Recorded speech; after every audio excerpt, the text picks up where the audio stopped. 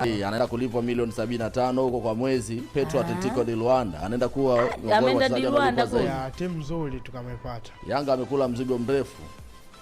Amepata vizuri. Okay, Depo.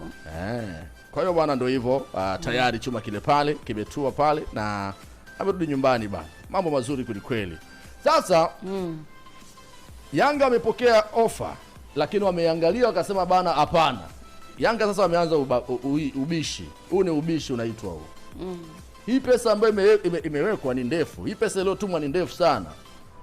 Alafu wanawezaje kuiweka kapuni? Mimi unajua na washangaa Yanga Afrika. Hizi kwani Yanga msimu hela wanazo sana Wanafanya alikuwa na pesa nyingi vya Yanga Afrika. Kama waliweza kuwa vishandu wa kupita na mwalimu, nadhani hawana hela ba.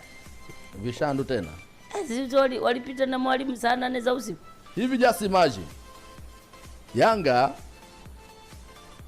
wameignore offer wamereject offer ya FAR Rabat pamoja na Wydad Casablanca kumtaka Alan Okello. Kwa sababu namba 10 wameshampata Stefan Aziki, wanatamba kwamba Alan Okello pesa yake eti ile waliotumiwa wameona ni ndogo, wanataka iongezwe tena. Na kuna ofa zilifika mezani za kutosha sana. Za maana kweli kumtaka Alan Okello. FAR Rabat walifika hadi bilioni 2.6. Yale kama ya nani ya Mzinze.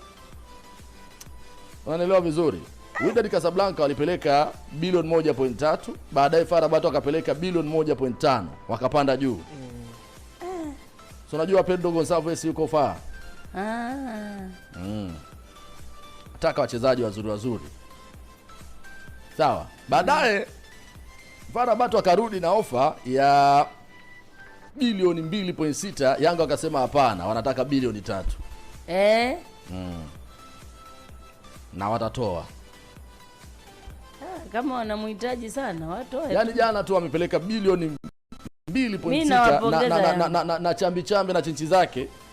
Bado Yanga wakasema mimi nakubali Yanga. Kwa sababu gani? Sometimes njanja hizi za haraka sio nzuri.